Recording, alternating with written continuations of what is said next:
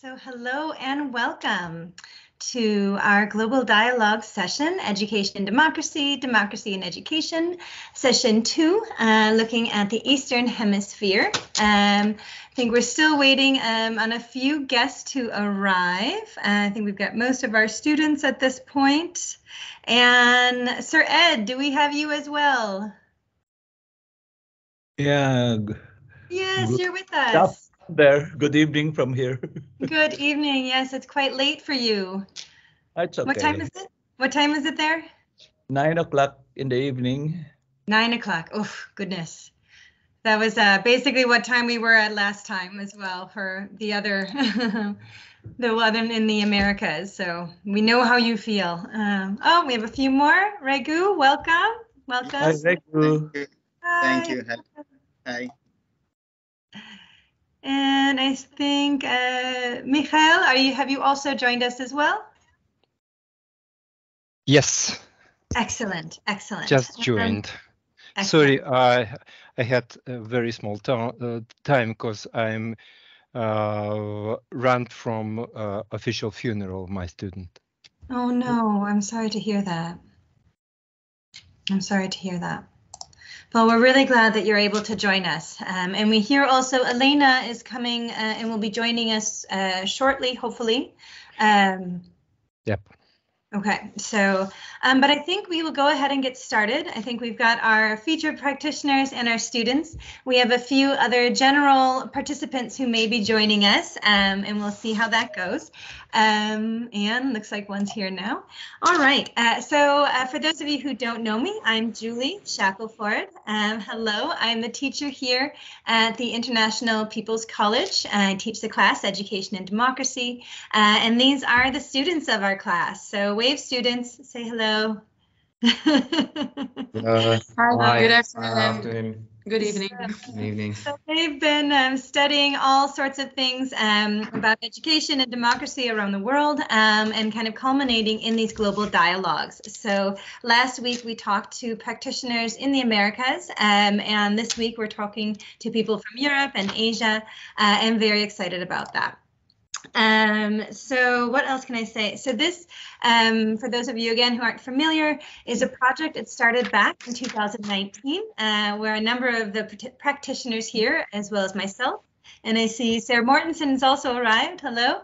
And this is actually a summit that she organized back at Konvigs Folk High School about the folk high school, the international folk high school movement. And so people came from all over the world and practitioners who were interested in this and thought, after, a week of dialogues and talking with one another, thinking, wouldn't it be great if we could keep this going and bring students in as well and just, keep this conversation moving and transforming with those who know quite a bit and who've been doing this for a long time, and also those who are interested or, maybe just starting out. And so that's kind of where this was born. So I'll try not to speak too long, but just to introduce the dialogues, and the students will really take over in just a few minutes. Our point with dialogue, why dialogue? Why not having, just guest lectures and things like that? Our point with dialogue is that we learn from each other, right? And through dialogue, our ideas change and they transform in a spontaneous way. It's a long tradition, one that goes back to Socrates and probably well beyond, and one that's very dear and near to the heart of the folk high school tradition. So we embrace that here. So in the spirit of that, we encourage you all, particularly during our breakout sessions, to keep your microphones on. We also encourage you to keep your cameras on. Right now, if you're a bit shy, that's fine. But again, particularly during our breakout sessions. This facilitates dialogue. It helps us to engage with one another and improves our interaction. Obviously, this would be great if we could do it together in person. But as you know, that's not the case at this time. So this is the next best thing. What else? The only other kind of tip or trick that I will say here is that because there's a lot of us here and we have a lot to say, and we really want to hear from everyone, right? And not just the students who've prepared some things, not just from our featured practitioners, though of course we want to hear from you, but also our general participants. So feel free to jump in at any time, but do be mindful of the time. So in the beginning, we'll give a platform of 5 to 10 minutes each for each of our featured practitioners to tell a little bit about themselves and their organization and what brings them here. And then we'll go to the breakout sessions. So particularly in those sessions, try to keep your answers, if you can, or even questions, to 2 or maybe 3 minutes tops. In a very friendly way, our students have made little signs. Dana, maybe you could show an example of the signs that you made. So we have some timekeepers in the room. Dana, do you have your sign? Yeah, there we go. So when you're getting close to the 3-minute mark, they'll hold up some friendly signs. It's not meant to be an insult, but more to keep the dialogue going so we can hear from everyone. I think that's it from me. I think then I will, hold on, I will share my screen again. Let's see. So we have begun our session. We've talked a little bit about our agenda. So I'm wrapping up my introduction now, and we'll move on to the featured practitioners. And then it's breakout time. So you'll go into your smaller groups and have a really nice chat. And that will be facilitated by the students. At that point, we agree when doing online work, a little break is nice. So we have 5 minutes after our breakout rooms. Get a cup of tea, do what you need to do, stretch, that sort of thing. And then we'll come back for a plenary discussion, again, led by students. It changes every term, so they have some surprises if you've been here before. And I think that's it for the agenda. And these are our practitioners. We have Aditya De La Torre from the Philippines, Education for Life Foundation, Raghu Ramadas from Mitwanikatan People's College in Kerala, India, Mihajlo Krikунov from Ukrainian Bildung Network, and also hopefully joining us in a little bit. She's a little late. She's at another meeting right now, but should be here shortly, is Olena Точиліна, also from the Ukrainian Bildung Network. So without further ado, I will stop sharing that and maybe turn the tables over to Ed. Sir Ed, would you like to get us started and introduce yourself? Okay, you can call me Ed, although my full name is Aditya De La Torre. I can safely presume that in our dialogue, I'm the oldest because I'm turning 80 this July. I come from the Philippines and I'm a chairperson of the Education for Life Foundation, which we established in 1992 after maybe 5 years or so getting introduced to the whole Danish folk high school tradition, including Grundtvig's ideas, and myself having visited a couple of folk high schools. But briefly, because the theme is education and democracy, I was originally in 1968 ordained a Catholic priest, but then I worked with the farmers in their struggle to get ownership of the land they till because they were tenants. And so we did organizing, but also educating, especially their leaders. However, from 1972 to 1986, our government became authoritarian, very repressive. So there's very little open work that we could do. And I was part of the resistance movement. But I also tell people I was not very good at it because I was arrested and imprisoned twice. So I spent 9 years in different prisons. In 1986, I was released, ironically, on the condition that I should leave the Philippines for a while. But I came back, and then I got invited out of nowhere to Denmark to a conference. And they introduced me to folk high school and Grundtvig and all that. So I said, okay, when I get back to the Philippines, I'd like to start something like that, because if the expression of democracy and education for democracy during the period of authoritarian rule is resistance, well, when there is a more democratic government, the expression of democracy is participation, influencing, having our voice. No? And so we established the Education for Life Foundation. Unlike other folk high schools in other countries, we did not put up any specific building. We would just rent different available seminar houses, workshop. And we got some financial support initially from the Danish folk high school. And so we were able to support the travel and also the board and lodging of community leaders, many of them small farmers, some of them informal settlers in the urban areas. And at some point, we also developed courses for the young people so that we could develop future younger leaders. The main method we used, as is known in non-formal education, is precisely dialogue, discussion, but we had three specific focuses. We started with what we call, in our language, kwentong buhay, or life history workshop. In groups of 3 to 5, they just talk about their life to each other with guide questions, especially 2 sets of questions. What are the 3 most important blessings or achievements in your life so far? And the other 3 are, what are the main disappointments, frustrations, and mistakes you have done so far? And to learn lessons from, and from there they discuss.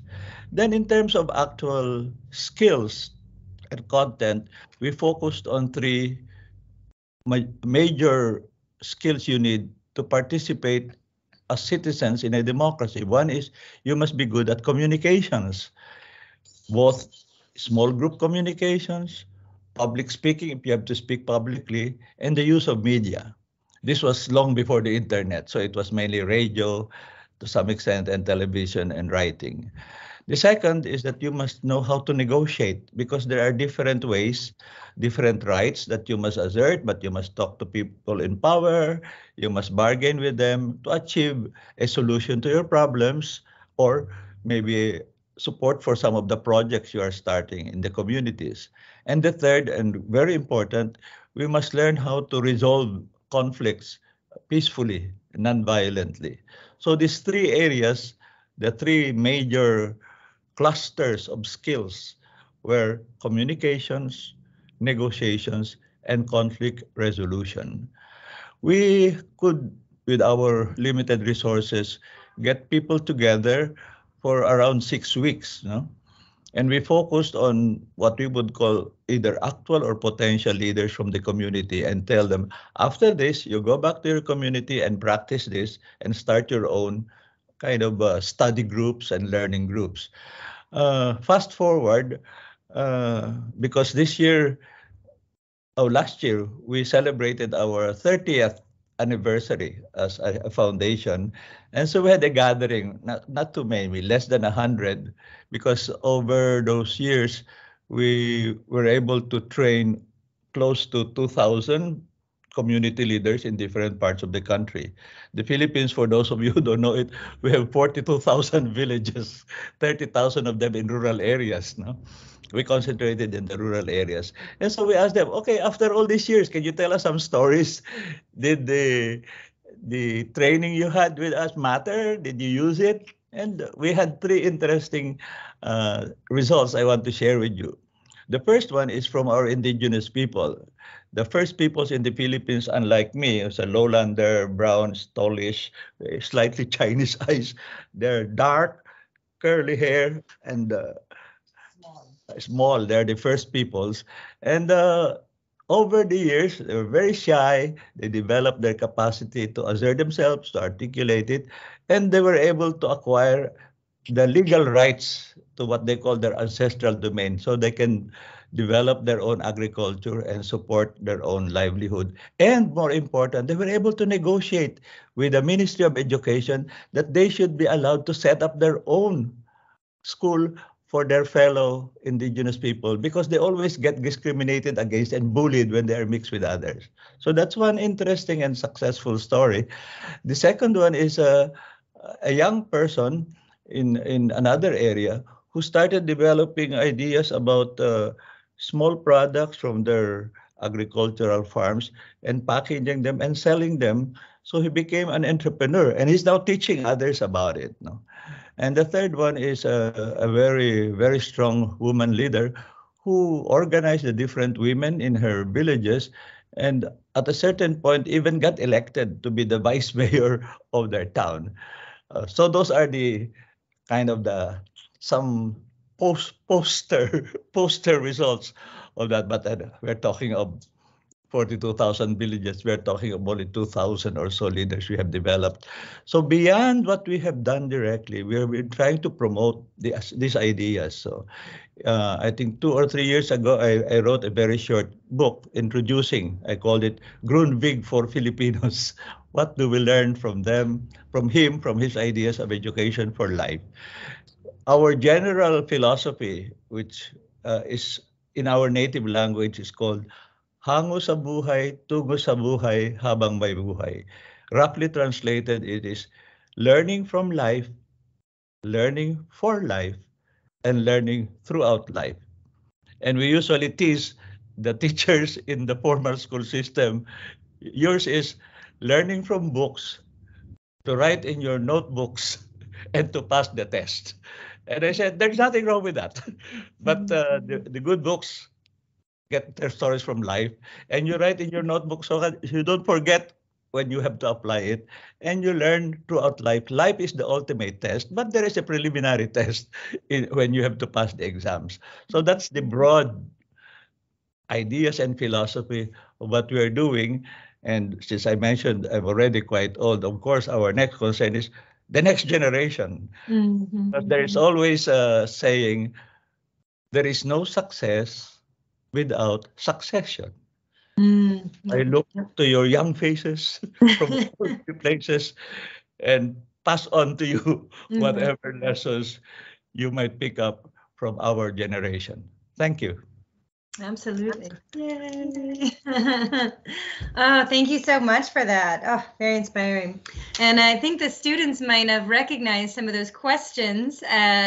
We've borrowed them, with our life stories that we do here at IPC. So for the first life stories, I think a number of them had to answer the same questions. So maybe you guys can have a talk on that as well, of how being on the receiving end of those questions, how those worked for you. But we'll save that for the breakout. Let's move to Regu. Also, before I depart, Ed, I think your camera is off again this time. So you might want to see if you can get that to work. But we'll pass over to Regu, and I will spotlight you. And there we are. Yeah. Welcome. Hello. Am I audible? Okay. Okay. It's almost 7 o'clock here in India in the evening. In fact, it's a holiday today, so almost I forgot about this meeting. Very quickly, my phone is giving me alarm that there is a meeting. It's nice to join you today. Good. Thank you for sharing, my dear friend Edicio. He has a lot of experience.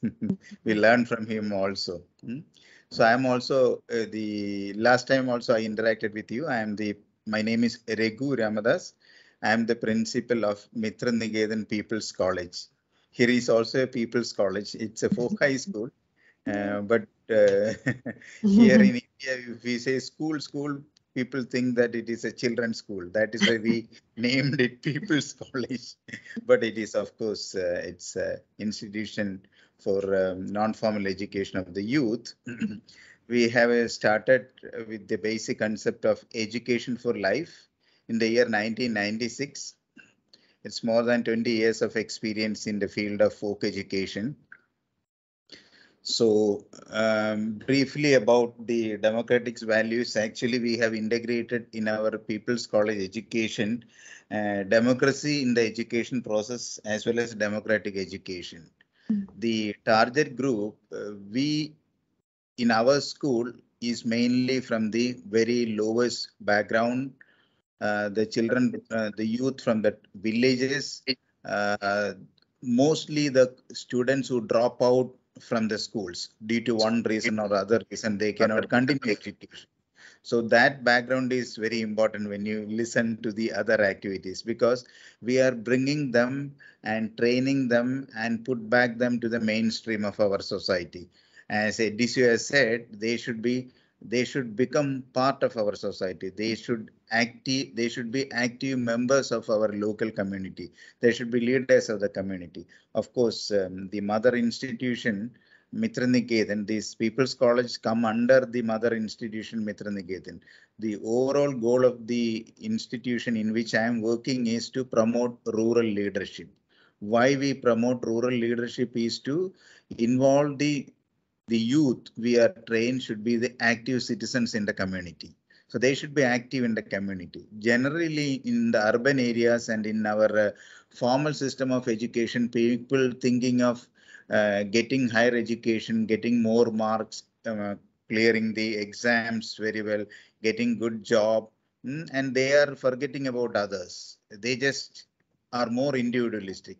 But in the People's College, the idea is to bring them back to the mainstream of society in which they should become responsible citizens. They are responsible for their individual development and the family's development and also the community's development. They should play a role in community's development. We have achieved, as DCU has said, there are many leaders, small leaders.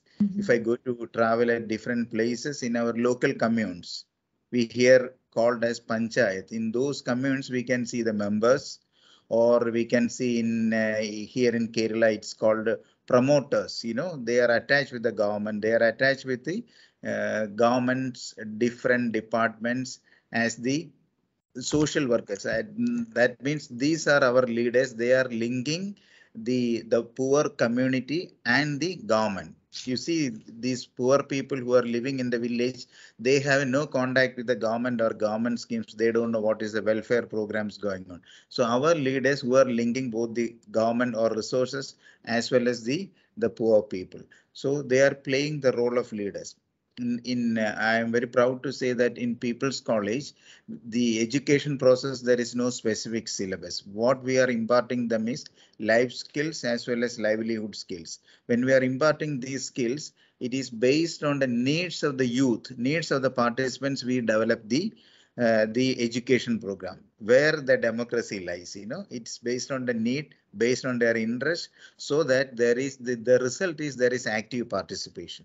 There is active participation, leadership skill development. We have we are not introducing very difficult lessons or activities, only those activities which anybody can participate. So their active participation is ensured in those pedagogies or methods of teaching in which they can easily be involved. So the most important change is they are not only learning different democratic values, but mostly they change their attitude. The attitude change is very important. Otherwise, whatever skill and knowledge you gain without a change in their attitude, if you don't have a positive attitude, there is no meaning in it. So our one of the outcome of the democratic education in a democratic way is the change in the attitude of the youth. So they are becoming active members in the community. This is from the perspective of the People's College, I am saying. So they are learning different values. But on the other hand, I wanted to tell you, in the formal system of education in Kerala, there are government colleges as well as private colleges. Here it's a big argument going on here. See, the politics is allowed in our universities. So the students are active members in the politics. So there are left political parties, right-wing political parties, in which, like in our parliament, there are political groups. The students' wing are there in our universities and colleges.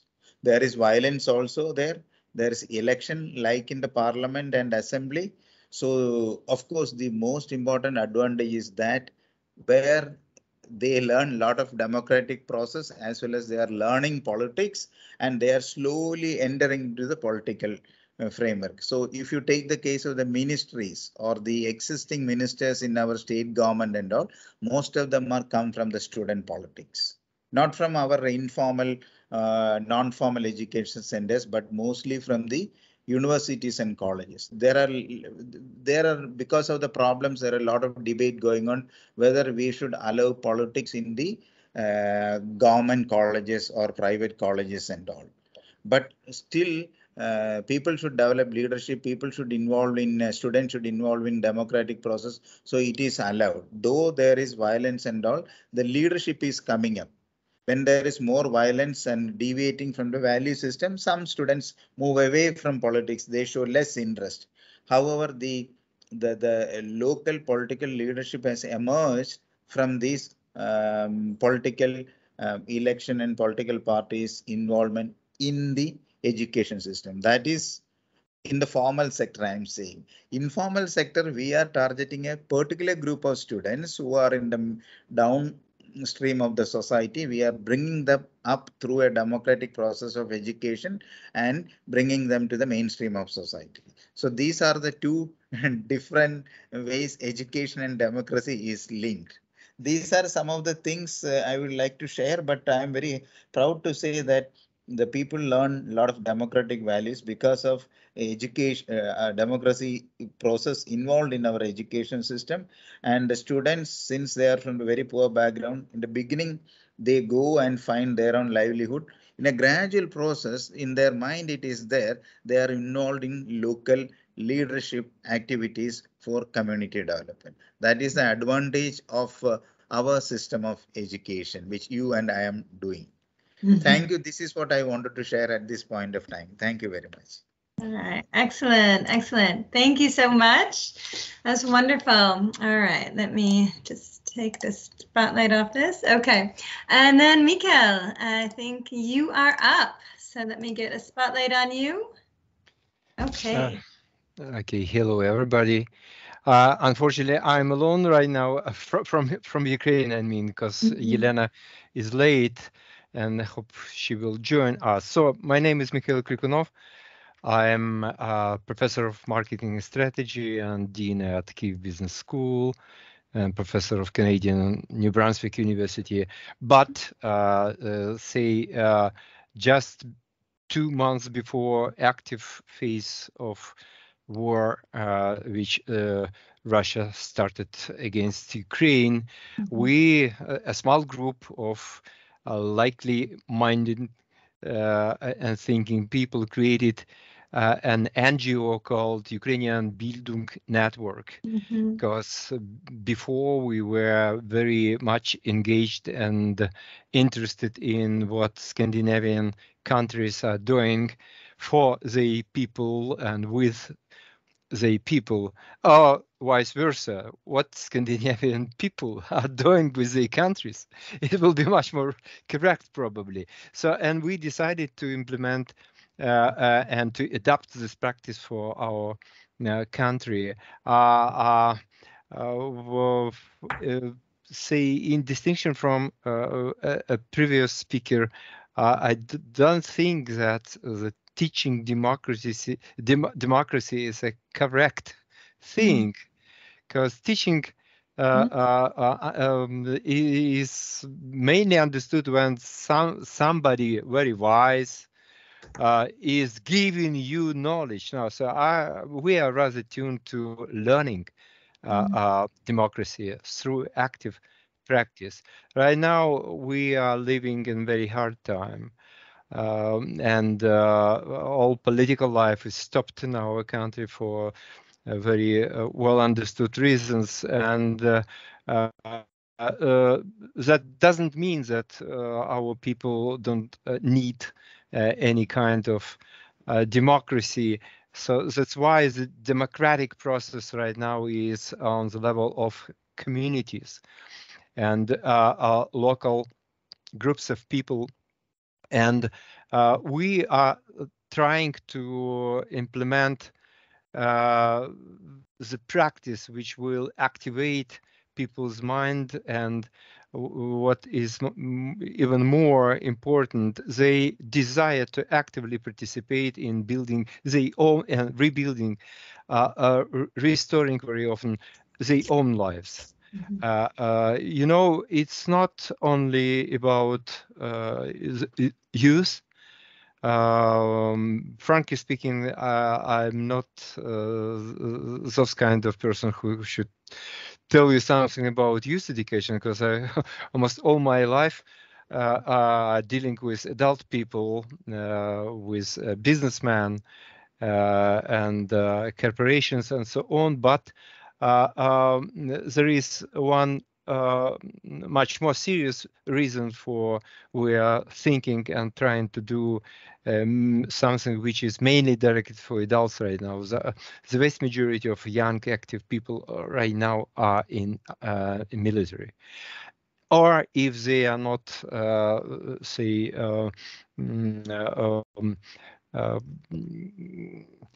qualified for military service, they are either abroad. Just to be mentioned that almost 8 million of Ukrainian citizens are abroad of Ukraine, or relocated in totally different places. More than 4 up to 6 million of people are internally relocated persons right now, and the country is heavily affected by the war. And all education process anywhere, in schools, in universities, colleges, is online right now. It is almost impossible to find opportunity to get people together. So I'm happy that you have this unique for us opportunity, and you are from the very young age concerned with serious matters which all our world depends on, you know. So I'm happy that you are trying to knowingly manage your life, and that's wonderful. That's wonderful. So wishing you all the success and hope maybe to be a sort of helpful source for you during your workshops. Excellent. Well, thank you so much. Sorry, just 2 more words. Mm-hmm. Yeah, it's a pity that my colleagues cannot participate right now. Elena, she will join us later. She is one of the found. I'm here. Yeah. Sorry, she'll tell. She'll present herself, and unfortunately, Sergei is absent because of war. Unfortunately, so probably that's enough. Yes. Well, thank you so much. Welcome from the bottom of my heart. I know it's not easy to be here, especially with everything going on. So we really, really do appreciate it. But I wanted to ask you, because I know we also have some general participants, and maybe they're wondering, what is Bildung? You call it the Ukrainian Bildung Network. So I know our students should be familiar with it. But why did you, what is this? Why did you choose this word? We choose this word because of inability to translate it to Ukrainian.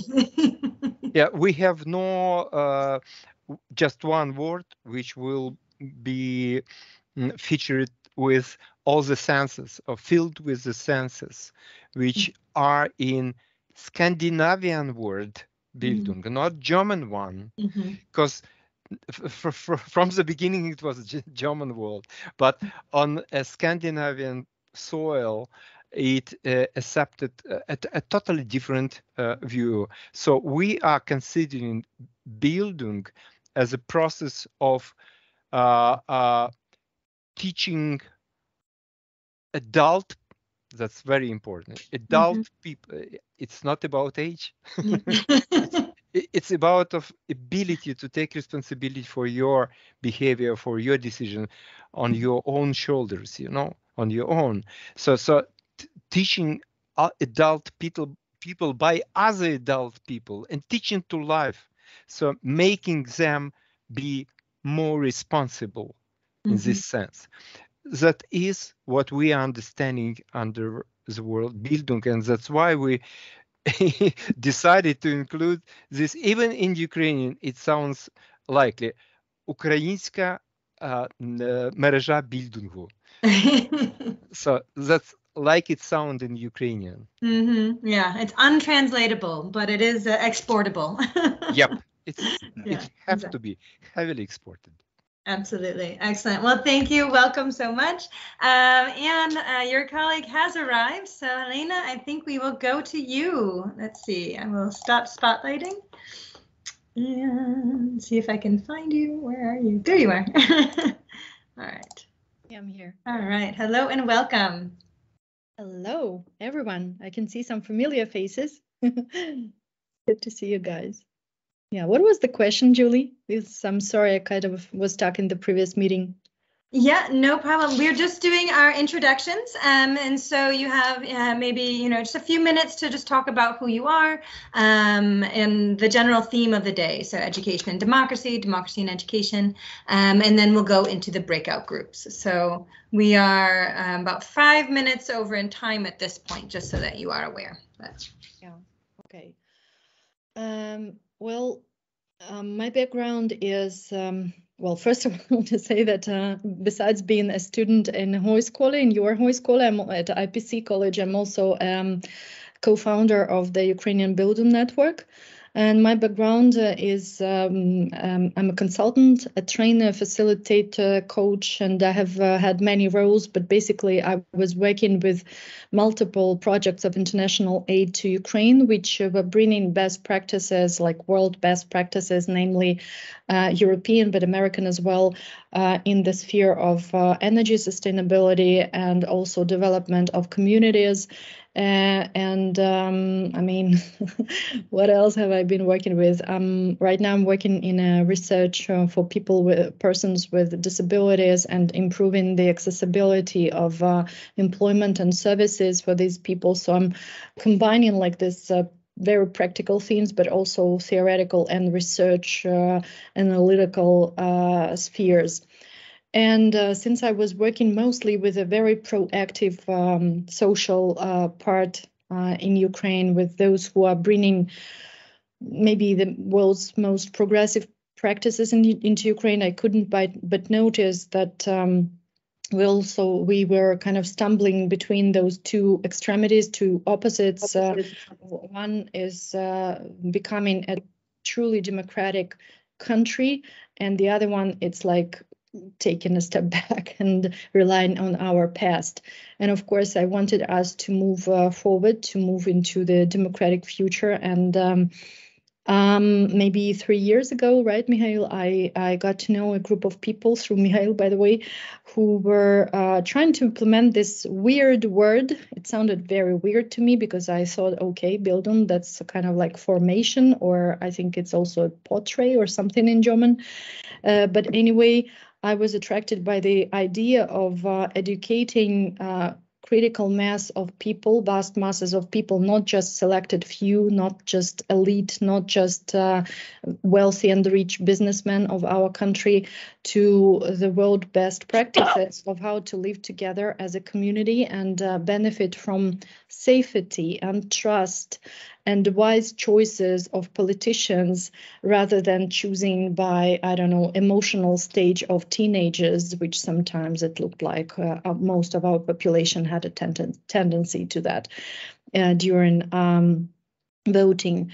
And so I just joined this group, providing whatever I know in terms of communication and research and analysis, etc., helping to build this initiative. And now we are an NGO, and our colleague who unfortunately couldn't be with us, he already started a school, which now, I think Mikhail shared with you that right now it serves some more practical issues which are pertinent to the war. But eventually we will get back to track, and we will do what you guys are doing at IPC.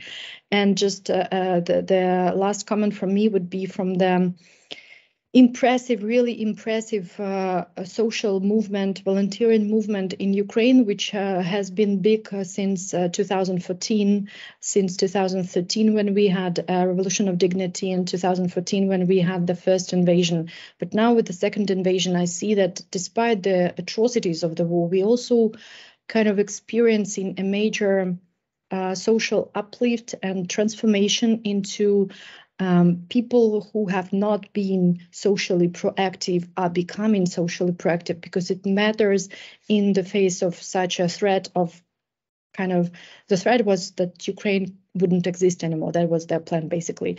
So people felt on this wave that we need to do something. I have instruments. I can do something. I can cook. I can deliver. I can do logistics. I can help the army. I can help the refugees. And with this wave, what we want to do, we want to ground it into the peaceful life when we have it by continuing developing into a proactive and democratic society. That's it on my side. All right, welcome and thank you. Yay.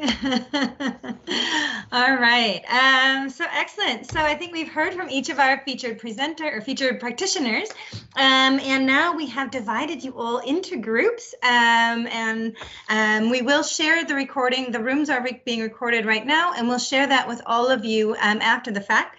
Give me a few weeks to edit it and I will get it to you. So whatever room you're not in, you can then watch after, once the videos have been produced. So without further ado, I will send you all off to your rooms. The students will take care of you. I may pop in to check the recordings and make sure they're going, but other than that, it is up to them to run the show. So enjoy.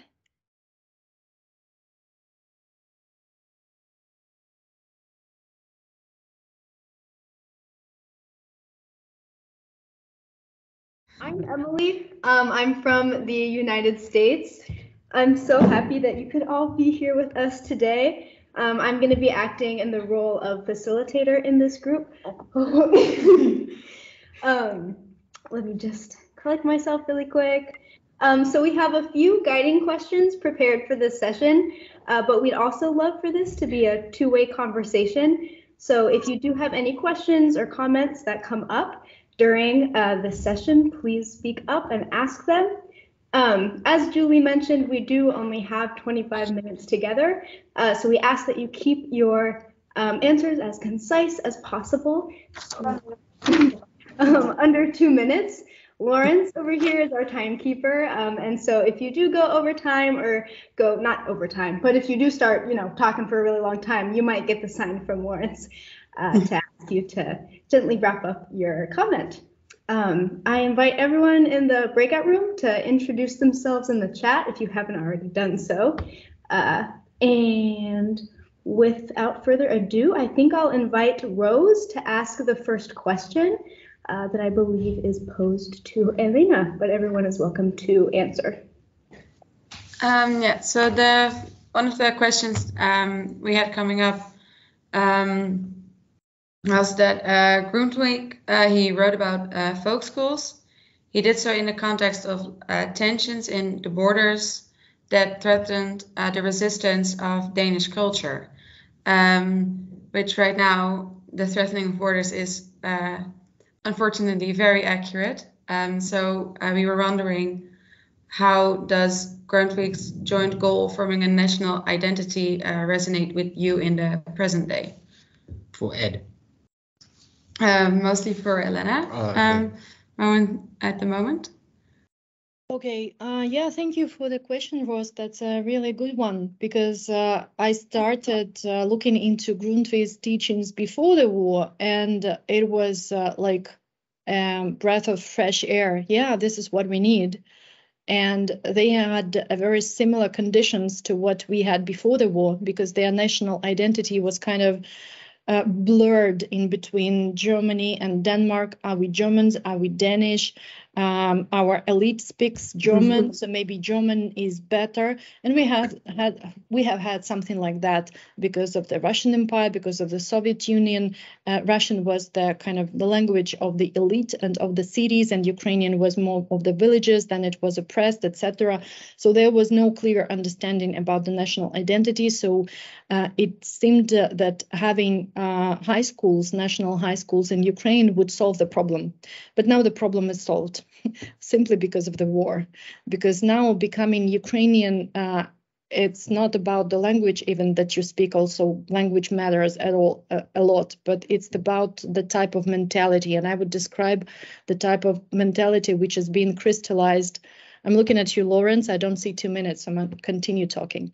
So the mentality which is being crystallized right now, it's pro-European, pro-Western, democratic, keeping up to the highest of standards of the rights of people, including rights of even prisoners of war, because we tend to accept the Geneva Convention on the rights of people at war, and Russians don't. And that's like the society is, the level of development of the society is about how you treat the most weak, or how can you put it, sensitive groups of society. If you treat women like lonely mothers badly, if you treat kids badly, elderly people badly, or even in the times of war, prisoners of war, then it tells something about the democracy level in your country. So I think Grundtvig was right when he did this experiment in Denmark. Yep. Thank you. Thank you. Thank you so much. We have another question that is also kind of targeted at you, Lena. We've already heard that in the Philippines, your organization really tried to remain indigenous people, women, and workers were the main recipients of education. They were engaged in the dialogue. In India, we heard that is often the poorest students or those who have dropped out of traditional schooling that were enrolled in the folk school. And so for the Bildung that's being created, we're wondering, how will students enroll in this folk school? And is there a specific demographic that you're looking to target for enrollment in the school? Oh, it's a very good one. We were creating a portfolio of our students at some point, because of course, when we wanted to initiate this movement, first we have a difficulty, a strange, weird name, Bildung, nobody understands what it is, and then for whom it is, right? So we needed to come up with very clear distinction, who is going to be our customer, right? And we realized that those have to be young adults in the first place, but now perhaps it's shifting to adults of like any age, but specifically from smaller towns or rural areas. Why? Simply because people who live in the bigger cities, they tend to have more access to, I don't know, international trainings, whatever. So they have access to those ideas which fall in the category of democratic education. While people who live in smaller villages in the towns, they might be simply by the mere lack of infrastructure, they might be cut off from this knowledge. So those would be our priorities. And why young adults? It's because, well, it's difficult to say now because of the war, but before the war, we had a tendency of young people who get education abroad, or like in Poland, for example, or in bigger cities, they were simply leaving, Ukraine. And we wanted to keep the brains, but also the arms for the future of Ukraine. 2 minutes. Okay. Yeah, just the time. Thank you, Lauren. Sorry about that. That's okay. Very sweet.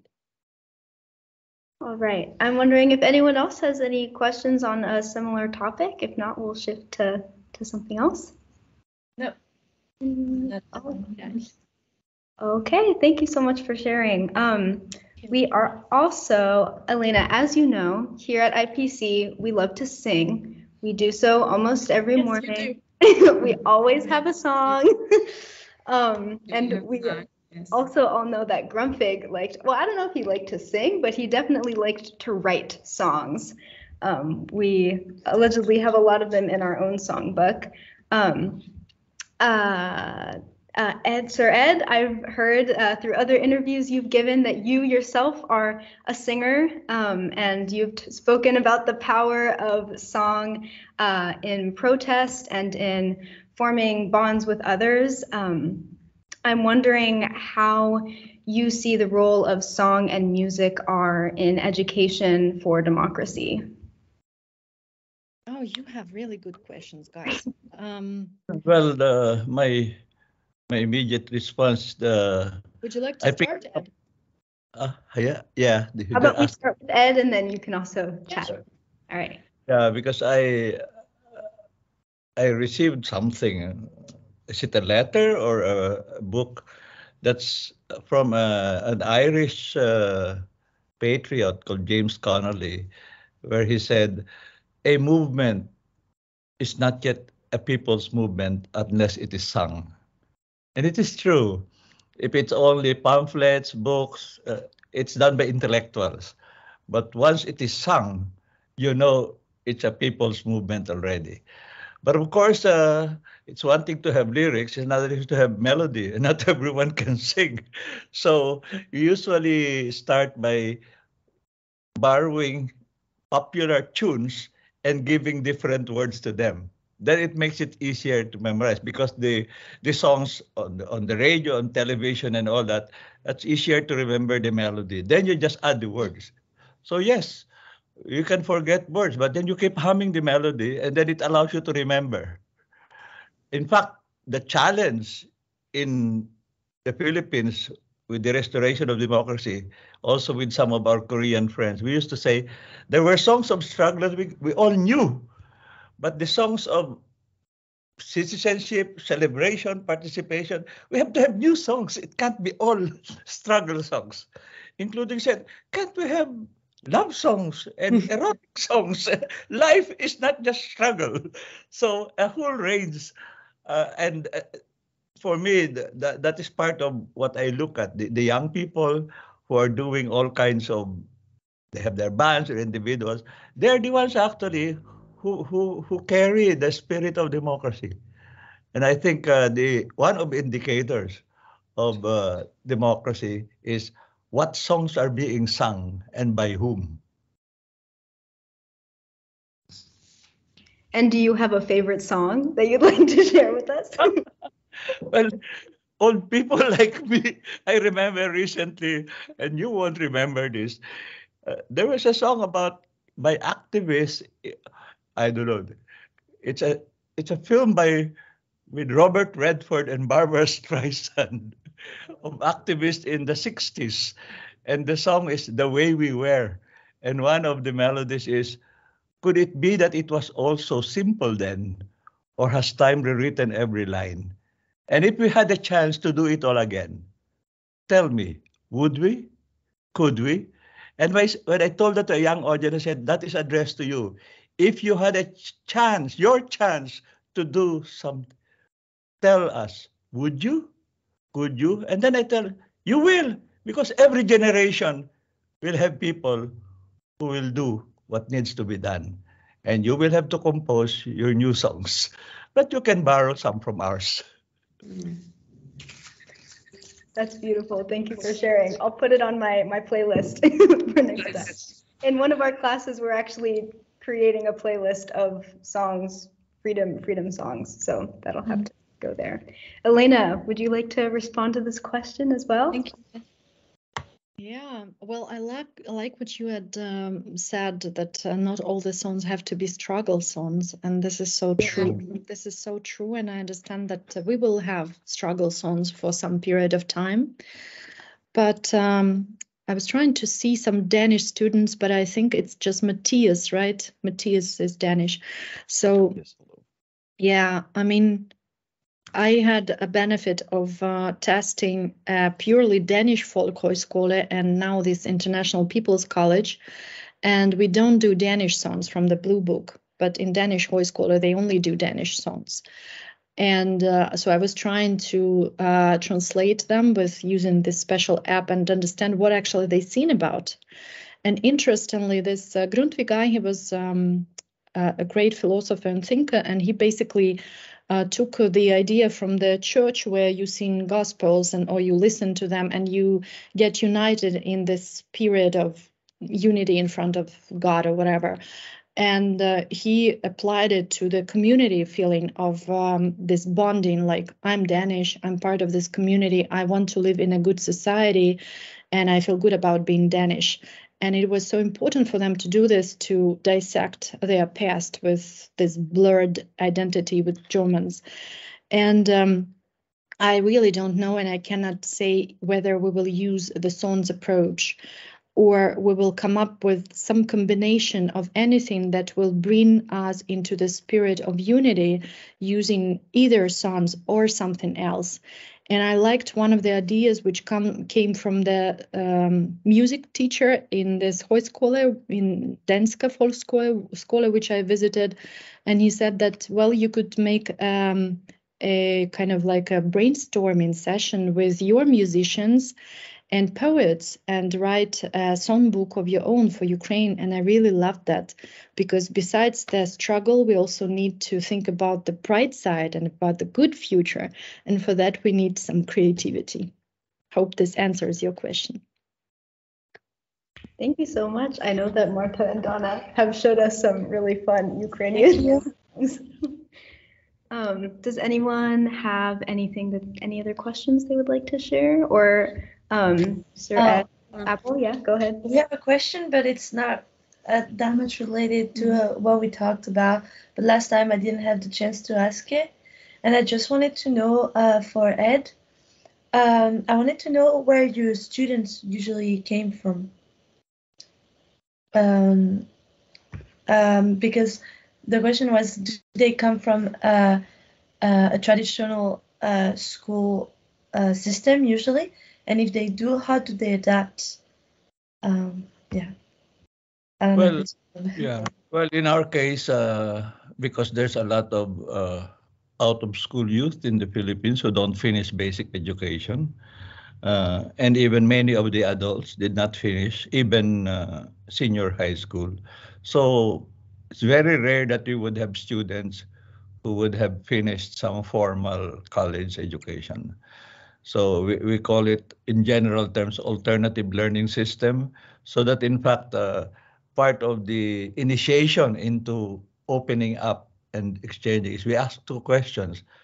How come you did not finish formal schooling? So immediately you have a story. And secondly, why do you want to participate in this kind? So for us, it became a trigger, an opening, because life stories come out, no? But I said, we always try to make sure it doesn't become a sharing of grief and misfortune. It's there, no? That's why we always we balance. We start first positively. Are there any things you remember in your life so far that you can be thankful for and which you can build on? And then the other side, okay, what's your frustration and what's your...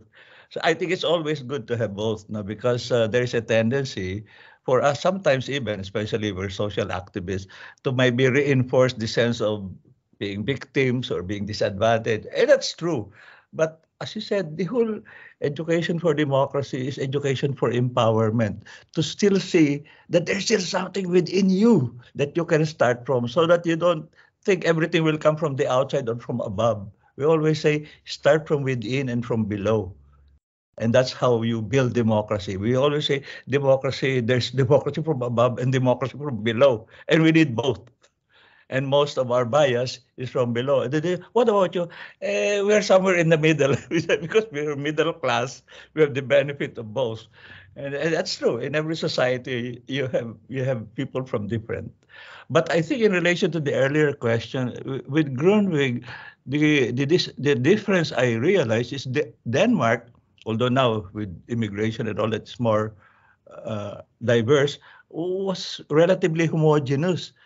The challenge we got from Grundtvig's point about the national popular is we are a very diverse, almost 130 different small languages, and we have to put them together, have a sense of nationhood. And that's where his challenge came in. That's why they need also for songs, they need for history, then culture. Thank you very much. Thank you so much. You talk about how there's so much diversity within the Philippines, be it language, experience.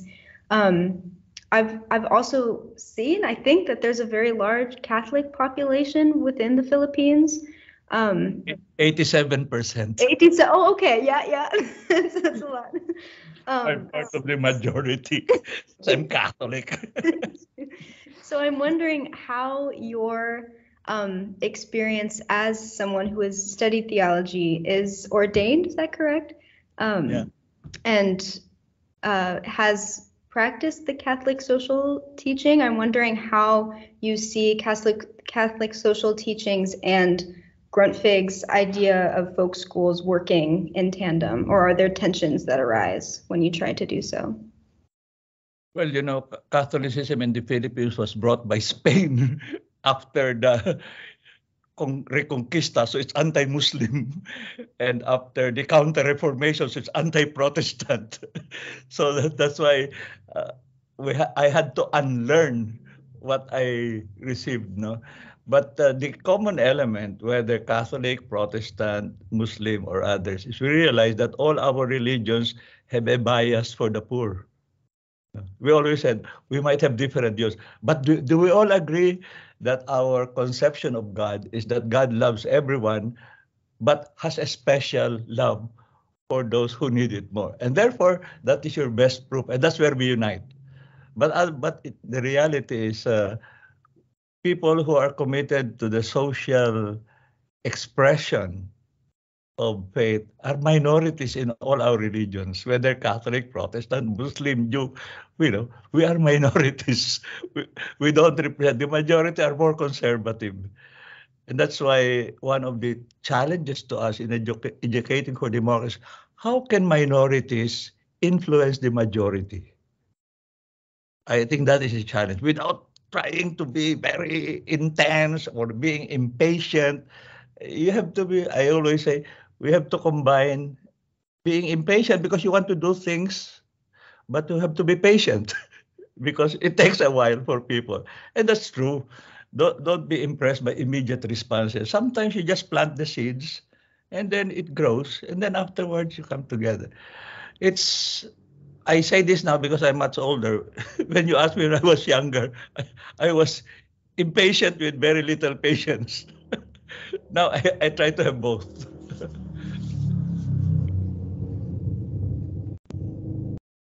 Thank you so much for that. I'm wondering, is anyone keeping track of how much time we have left in this room? 3 minutes left? Thank you. So I'm wondering if either of our guests have any questions for us. I don't know, or for each other. I have a question to all of us because we are talking primarily of face-to-face, interactive, especially now post-pandemic. But the role communicating via social media in various forms, because we were also thinking, can we apply the folk high school principles, but across distance with many more people, with an appropriate use of different social media, and what would lend itself primarily to that? Because my daughter and younger people say, Facebook, that's for older people. Will it only be TikTok? Will it be Instagram? And now we are now experimenting with ChatGPT. Is that going to be it? So I think there's a whole challenge, no? But the same principles will come in. Can you apply that, but using a different medium, a different technology? And what's your experience about that? I think that's a very good question. Maybe before answering, I'll introduce myself very shortly. I'm Rose from the Netherlands. I think that would be difficult to try and translate the folk high school and Grundtvig concept to another medium, be it social media or online, because at least to me, folk high schools and Grundtvig was also very much about community and connection. And I feel like that is so much harder to get through social media or through the internet. I feel like you make the best connections and best community in real life. So I think it would be a very difficult bridge to cross. Would you try and translate that concept to social media, or for example, what we're doing right now with Teams or Zoom or any online platform? Yeah, 100%. I feel exactly the same way. Yeah, it's, you need that human interaction, you need that socialization, and yeah, for me that's very important. Yeah, I think I feel, I don't know, differently, but I think if Grundtvig thought about educating the whole person, and our online identities are also a part of us now, whether we like it or not. Yeah. And so I think, like, through TikTok, it's another form of creative expression, be it very silly, but it's also able to reach people from all over. So I think maybe.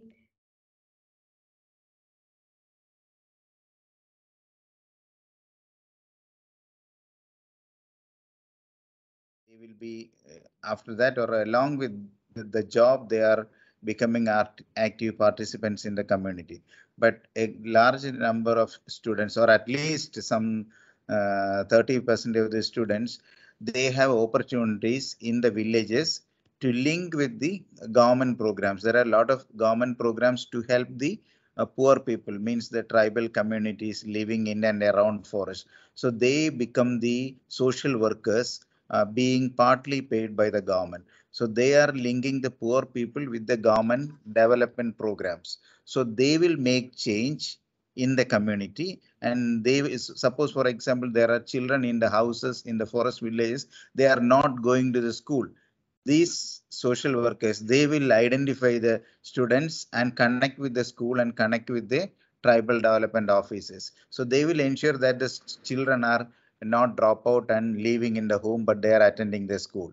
Similarly, there are mothers or anemic mother and children, especially females, pregnant women. They have a different health difficulties, but they don't know, they are not that very much aware of them. These people, they are called ASHA workers. They will bring them to the notice of the government hospitals and all. Similarly, lots of work these students as paid social workers are doing, that will make change in the community. For example, one impact is that they ensure that all the students are going to the school. Thank you. Thank you. And you both talked about, Michael as well, about the change in the desire to actively participate. So the students usually come out wanting to be a leader or wanting to actively participate. But how much of this is dependent on the students, and how much of it is dependent on the school, would you say? Like, do the students need to go in with an open mind, or is it the responsibility of the teachers to make it happen? You're asking the question to me? To you and Michael. Okay. Michael, please. You know, it is difficult to tell something about our students because we just started. For example, we have no folk high schools in Ukraine at all, except for one created just before the war, you know. But take into account that the school right now is heavily directed for meeting the needs of our community, local community. The students, those who are participating in the programs, and these are programs for, say, tactical medicine, for example. So how to help people wounded or who lost their health during the bombardments and so on. The mind's traumas, because all the fields around are heavily mined, and Ukraine right now is possess a very sad first place globally as a mined territory, you know. So demining will take dozens of years. So those who already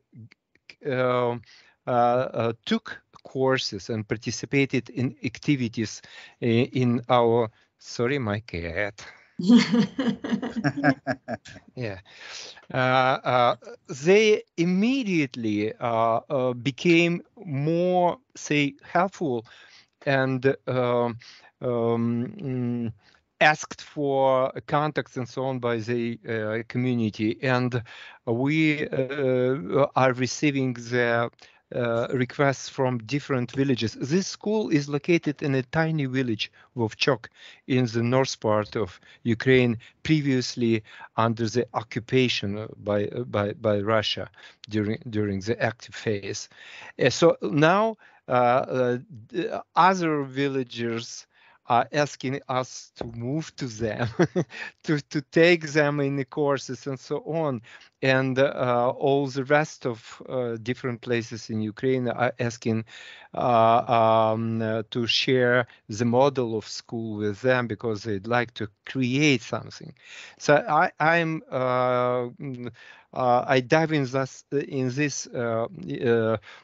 details only to give you understanding that any student immediately is more active after or even being in the courses.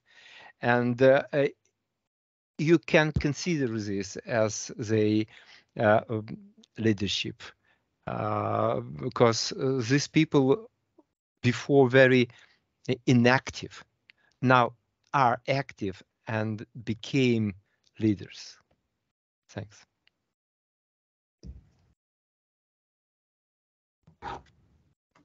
I can see that. Dan, do you want to say something? Or was that about the timekeeping? Yes, I want to say something about a question about maybe even in India, because they are working more about the democratic education in the school. I want to know that I am from Iran, and then when I arrived to the IPC, it was not because I'm traveler, so I was kind of traveling for 10 years. It wasn't any cultural shock for me here, but something it was really shocked, which was this type of education, so democratic education. And it was a so big shock, this type of education, the first at least weeks of the IPC for me. I want to know that, or is maybe main question is even in India, when you think that the people should be enough open-minded to participate in this type of program to learn, or the kind of the things that this program can do can open the mind for the future or for the society. This is a question, if it is clear. Yeah, you are asking whether the people are that much open-minded to join such courses, isn't it? Yes, of course. Yeah, and trust it. Yeah. Because there in our society there are different types of people in different hierarchy, different social group, different economic problems, facing different social problems. So those people are being attracted by our education system, which is an alternative education program, so that these people attend these programs, change their attitude, interest, and then they will go to the mainstream. I am trying to link them to the mainstream of education system. Then only they can go up and up, because our college once in a transition phase. Now we are in between the formal education as well as the non-formal education. That we become the mainstream education. So I do strongly believe that people are receptive and accepting, because though there are religious pressure and all here, but the democratic values and the progressive thinking is there among the parents as well as the local politicians. That works.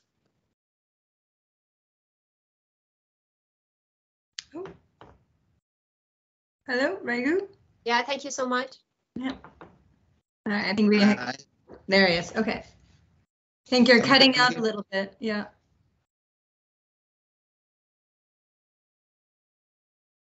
Can you hear me? You're cutting out a little bit.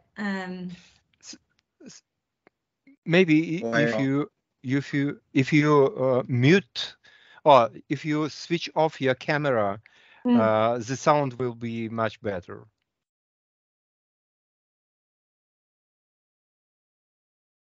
Am I audible? Your camera has frozen and the microphone it's catching, so it might be helpful to turn off the camera and then the microphone may work a little bit better. But perhaps I can see Sarah also had her hand up for a while, so maybe we can move to Sarah and then come back to Regu if you have more to say. See if the audio is working a little better. Okay, thank you. Hi everyone. I just think it's a really it was a really good question, because I think it has to do with like the central of the folk high school education, because I think what makes the folk high school education special is the motivation from both sides. I think both the teachers and the students need to put in the effort, but I think the folk high school is organized around an interest even before you enter, because you are there of your own free will. And also the teachers, most of the teachers is normally teaching, you know, what they really love, and what they have been working with in another life before becoming a teacher. So I think meeting in this common third is very central and very like special for the folk high school education. Yeah, so that's just, I know that in lots of the folk high school like institutions all around the world, sometimes you need to organize in different ways, and you cannot make everything totally without exams and stuff like that. But I think still having a school that is so much focused on democratic teaching and learning, being there for the common good and for the society, I think is helping that, you know, you meet in this pedagogical room together and go together. Yeah, that was it. Okay, if I can add a couple of words, I think that is a wonderful question. And in Ukraine, for example, and in the vast majority of countries where this kind of education exists, it's informal mainly. So additional to a formal education. So informal education cannot exist without, first of all, a desire, very strong desire to participate, to try, to taste this. It is a serious step for those, especially people who don't believe in themselves, or say just hit the glass cellar, you know. But the very essence of a program is that very often there are no real teachers other than presented in the room, you know, where everybody are getting their own knowledge, getting their own lessons. And that's a beautiful thing. That's why we are considering the very fact of existing of such type of schools as a teaching people democracy. Next will be the festivals of democracy, I hope, like in Denmark or Sweden. Yeah. So activity and desire are leading people to the programs. Amen.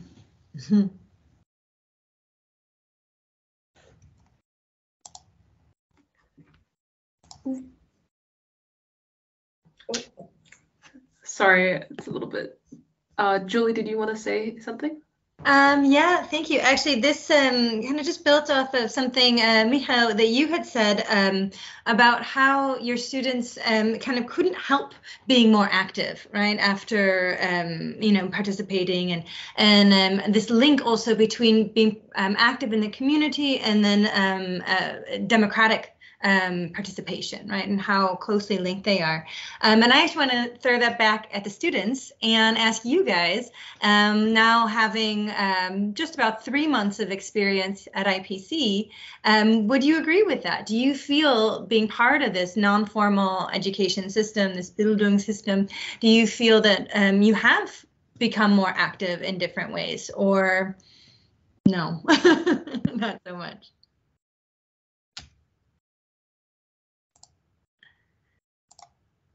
And I won't say anyone by name, but if no one answers, then I'll grab somebody. Right, Amber, you asked a question. I'm asking you. Oh, okay. Well, I just finished high school, and I'm from Australia. And honestly, like, my high school was a little bit less formal than maybe in America, so I kind of did feel less of the pressure of structure. But definitely the exams make a big difference, because now when I go to class, like, if I write anything down, I know I'm writing it because I think it's important to me, or I think I want to retain this knowledge, rather than I have to write this down to remember for an exam. So there's definitely like a sense of motivation, and I feel it in other ways as well. Like, even though I'm still in education now, I feel like I have more of my own time and my own thoughts to dedicate to other things. So I do feel like just a general sense of like freedom and motivation that maybe I wasn't getting at high school. Yeah, Dana, you want to say something, or Shazad? Oh, maybe they've frozen now. We have a big storm today in Denmark. My experience of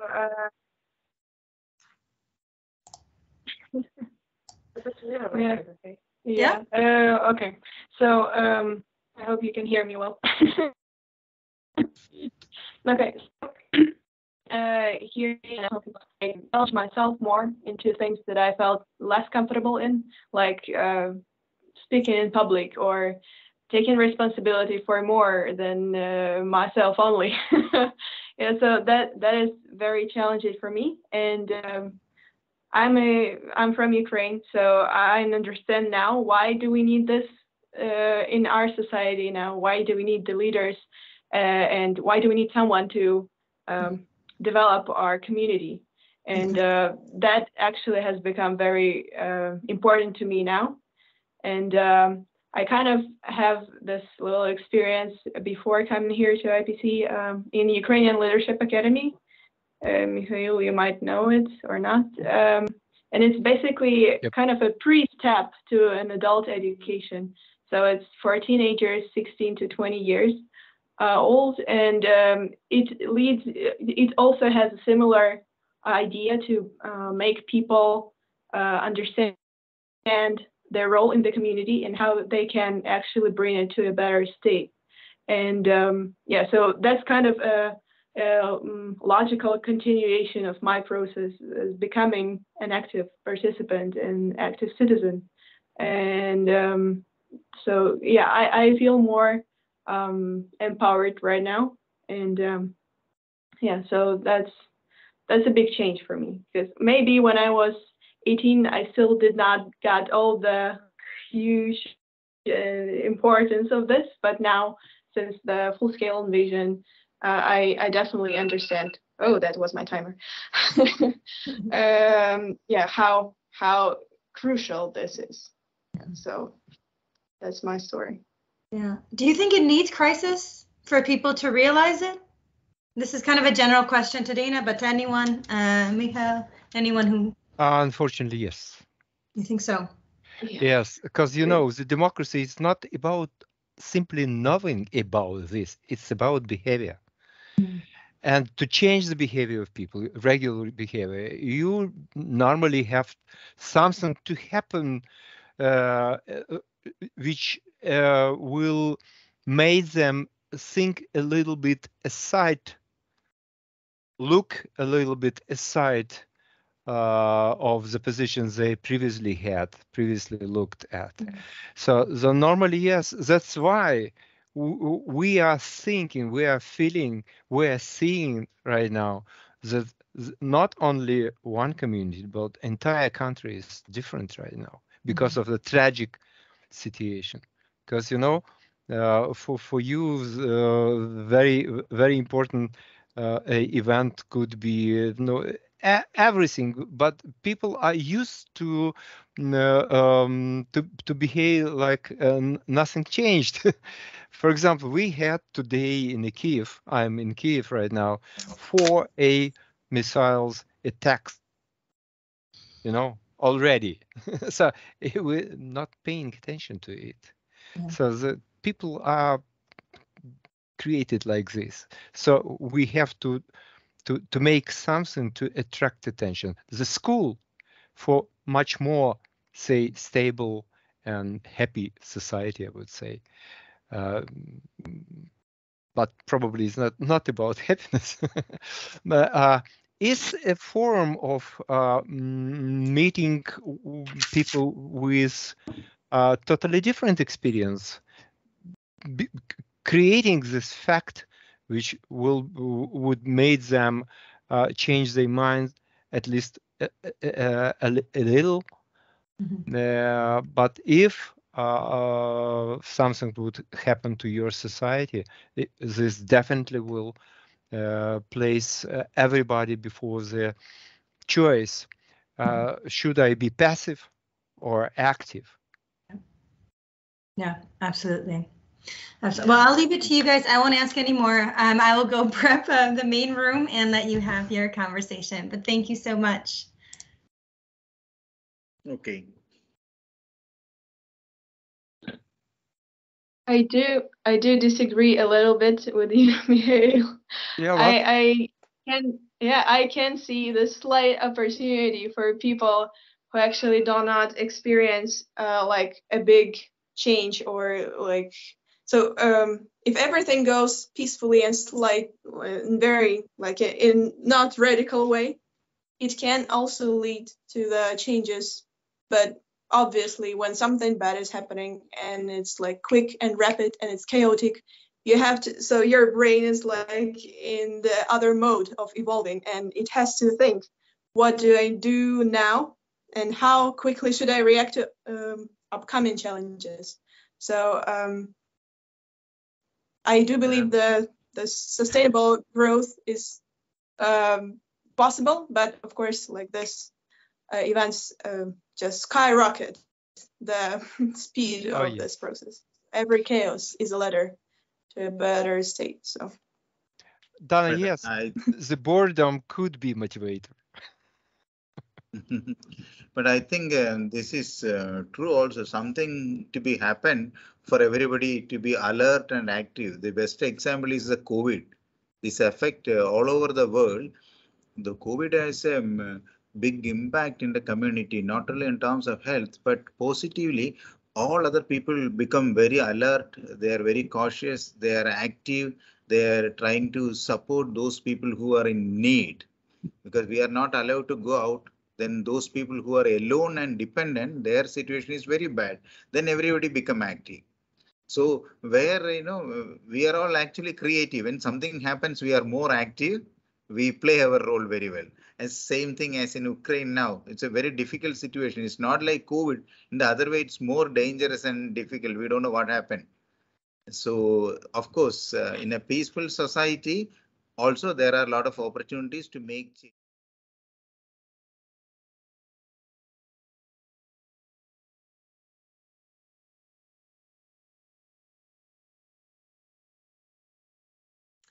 All righty. Hello and welcome. Welcome back. Hi, Ed. Good to see you. Looks like we're waiting on a few more to join. We'll know you're here when your cameras are on. Yep. Someone from our group was saying something and we got pulled back to the plenary. Okay. So maybe you need to finish your conversation. No, we'll ask her. I forgot who she was. The one facilitating, I think from Yeah. US. Yeah, that was me. I think I mostly finished what I was saying. Just that I think social media, although it can divide us, it can also bring us together. And if we're educating the whole person, our online personas are a part of that. Also, I love TikTok. I love thinking how creative people can be. And I think it's also a way to bring people together. And that's, I guess it's also the online space is a space where we can debate ideas. Much like in a folk school. It might not be the ideal place to do so, but it is, whether we like it or not, another platform to do so. Yeah. Yeah, amen to that, because without it, we wouldn't be here. Yeah. Awesome. All right, so welcome back. Let's see, time is rather short at the moment, so I am going to pass right along to Dana and Rose, who will be leading our plenary discussion. I am doing technical support, so I'm turning off my camera and following their lead. All right. All right, so as the main topic of our global dialogue is the education and democracy, we cannot talk about it without mentioning the community as the crucial part of the democracy itself. And so what we're gonna do now is share what we think of when we hear community. So what is it to us? What kind of feelings do we get when we're in a good community? And yeah, so you should go to menti.com.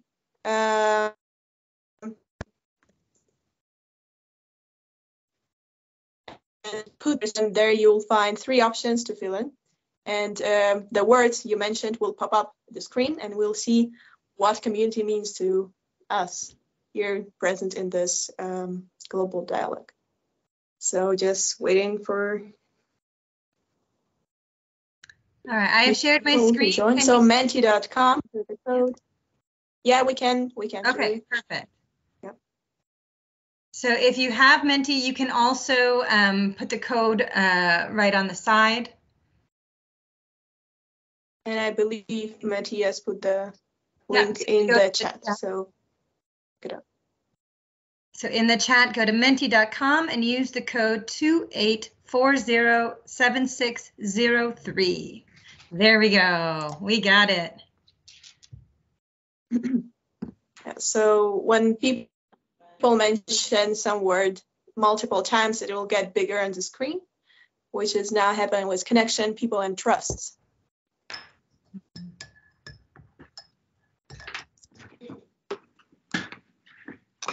Okay. Trust, people, connection. Our leaders.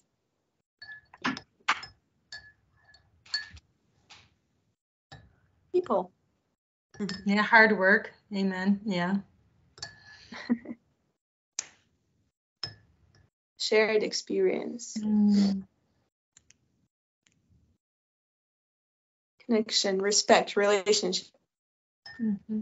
I think you still are adding other words to it, but it looks very nice. Cultures, peace.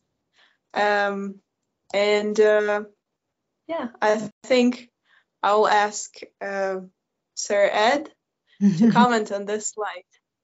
How do you feel? Is it close to your definition of community? Do you disagree or agree on what we put in here? I agree.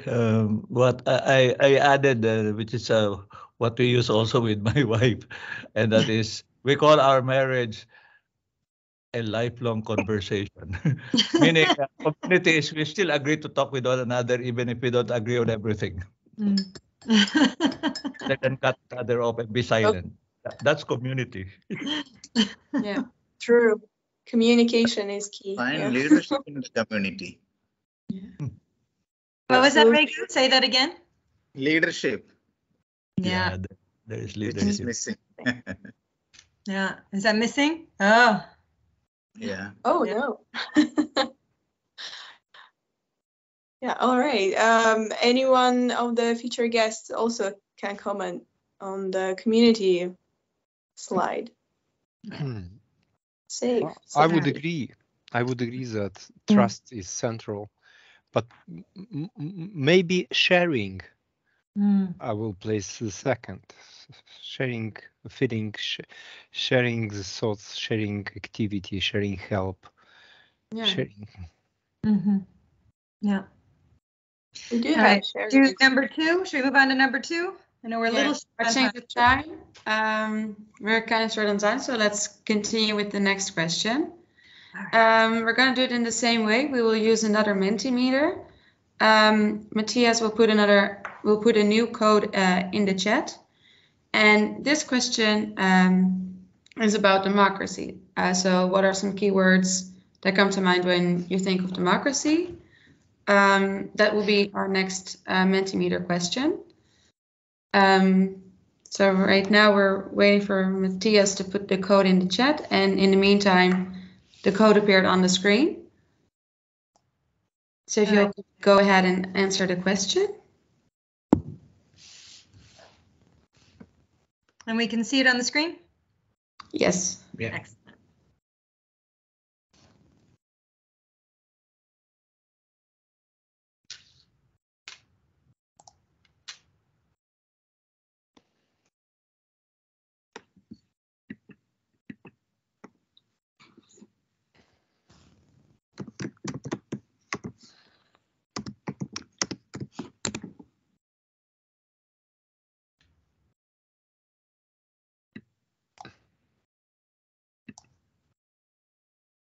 There's the leadership. And maybe Regu, would you like to comment while the answers appear? Do you agree? Do you disagree? No, in this democracy, we should also include rights is already there. Duties are also important. I don't know how to, I am technically a little poor, so I have written in the chat box as rights and duties. Absolutely. Regu, can I ask you, you talk about leadership, but what are your thoughts about followership? What about fellowship? Followership, right? There's a kind of a discussion, you know, of course, people need to learn how to be leaders, but some people also need to learn how to be followers as well, right? Do you agree? Do you disagree? Have you heard of this before? That is mostly in the real political system. For politicians, we need followers. But the leaders which we mean, they are the people who are beneficial to the other people, who are committed and responsible to the fellow citizens. Those who wanted to have in a higher parliamentary positions and all, they need followers to help them. Fair enough. Yeah. I do believe that there are no and could not be any leaders without followers. Any leader is follower. Yeah. So leader is somebody who is chosen by others to follow him or her. And Regu, how do you think your institution MPC facilitates democracy in education in the classroom or in general? That is what I said. It will automatically come when we do practice, because in our system we used to call this as need-based education. What is the need based on which we develop the course and the system? So there is active participation, there is involvement of them. For example, even if we monitor or evaluate their impact of education, it is peer group monitoring, peer group assessment, where there is democracy, because not the teachers who are assessing their improvement or achievements, but the peer groups who are assessing, so that there is involvement, participation, that is democracy. That is how it involves. Yeah.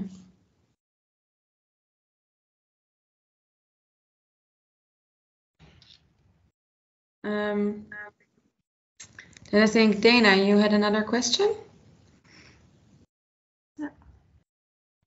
Sure, I sure do. So, so we talk a lot about democracy and how important education is for democracy.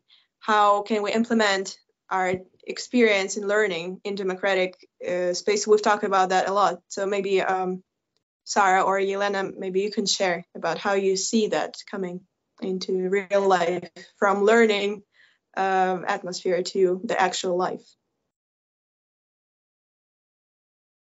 Say again, who is that directed to? Sarah and maybe Yelena after it. Okay.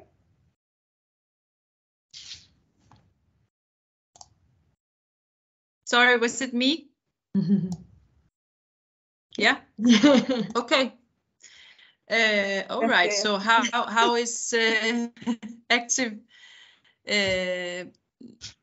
citizenship learned in school directed in real life afterwards, for example, in a folk high school setting? What role plays education in democracy? Mm-hmm. I think it plays a big role. I think in folk high schools, it's the most important role, more or less. It's what we are here for. Mm-hmm.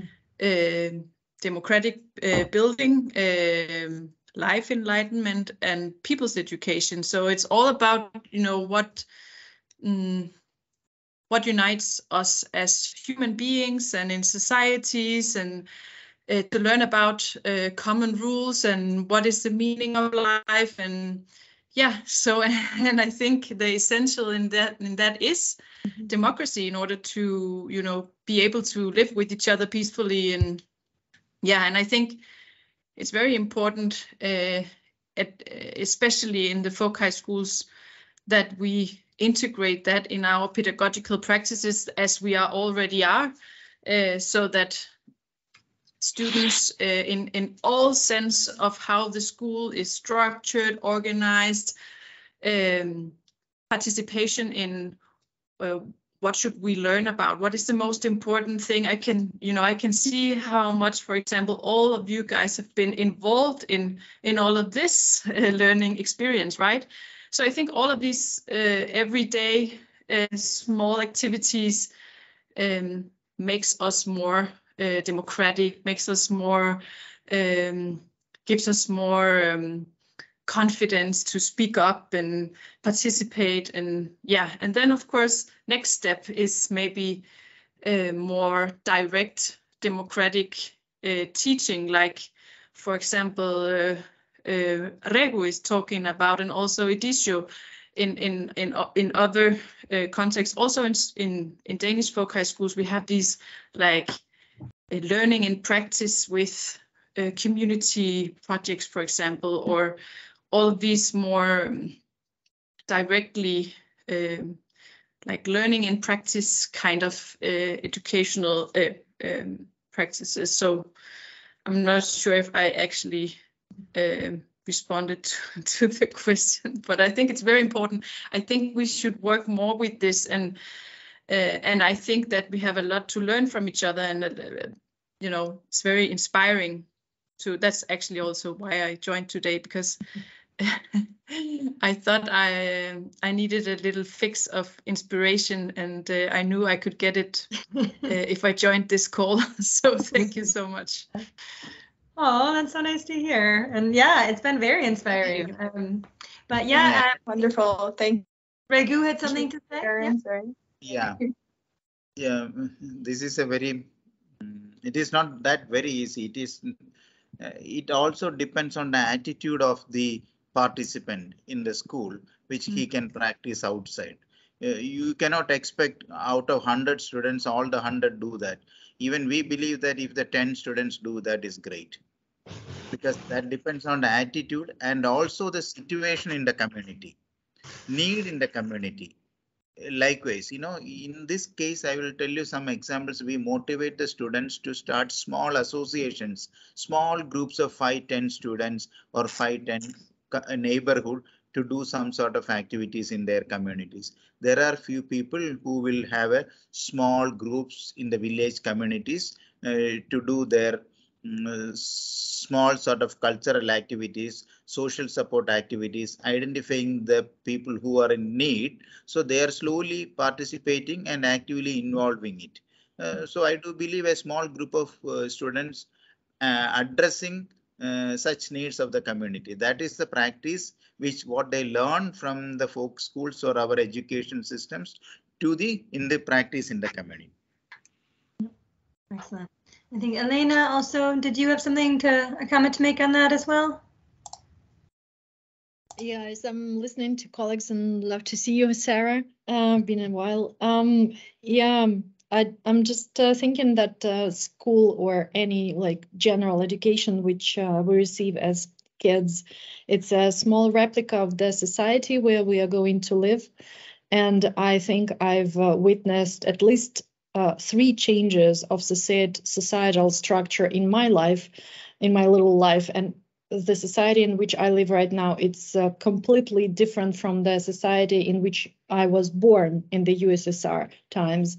And basically, the school was preparing me for the USSR, but then I was living in a initial stage of the democratic state.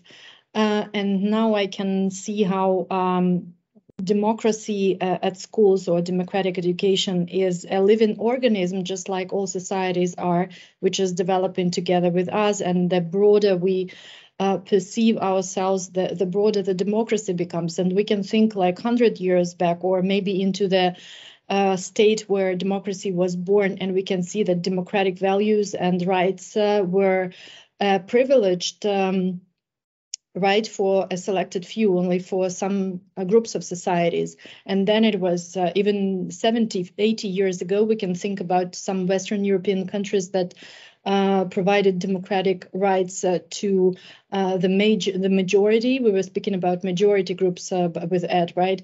But the others, the minorities, were disadvantaged. And now I think we're in the stage, at least this is what I'm witnessing, where we're expanding more and more to inclusivity. And if I'm thinking back to my country, I liked what Ed said, that we're a group of little minorities. And the major majority are Catholics. Basically, I believe that in Ukraine, we don't have the right to become this, oh, we are Ukrainians, we are the majority here, because we have many minorities. We have Crimean Tatars, we have Jews, we have Romas, etc. And I like to think about this inclusivity and developing this inclusive democracy in the future. Yeah. Oh, that's wonderful. And it's a perfect place to kind of wrap things up. I couldn't have said it better. And the students have prepared one more Mentimeter that I'm going to share with you now as our final conclusion. Let me present. Here we are. What words come to mind after participating in this global dialogue here today?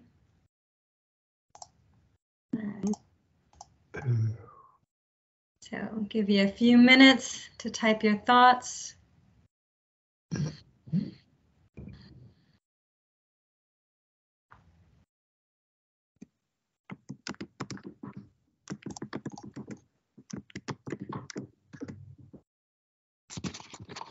There we go.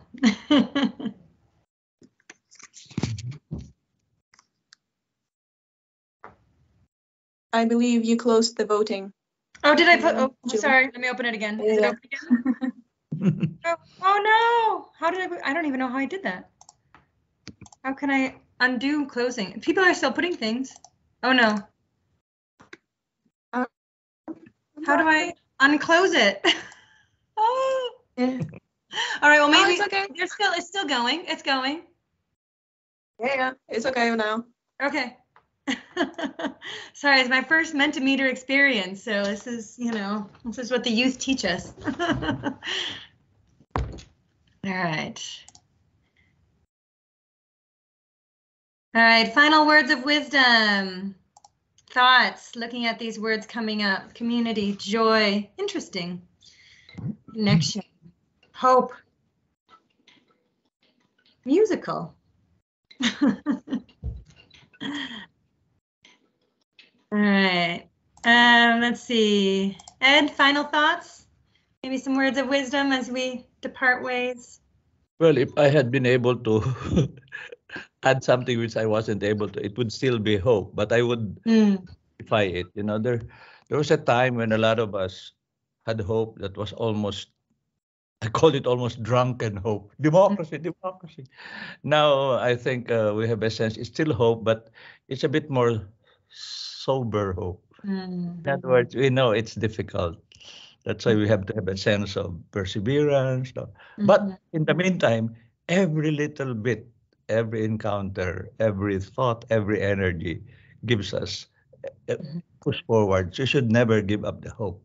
But we temper it with some realism. Yeah, absolutely. But it is hard work, absolutely. Regu, final thoughts? Sorry. So it is actually very interesting to learn things from all of you. And also it is a reminder of my duties, our duties. That's what I feel. To learn more, to share more, to learn from each other. We are not the teachers, means we are not the knowledge house. Learn things from practice.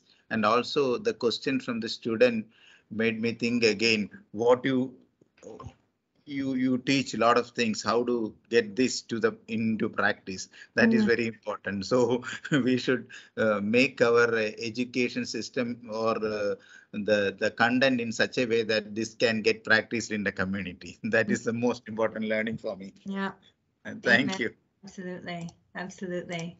And for me, maybe not the wisdom, but I wanted to say how I felt here now, and just wanted to give kudos to all the guys who prepared this in the spirit of education and democracy, because it felt like even those who were silent, but their eyes were so shiny and they were so supportive of those who were speakers, that I mean, I just love the energy which you created and the questions and the logic of it. So well done. Great job.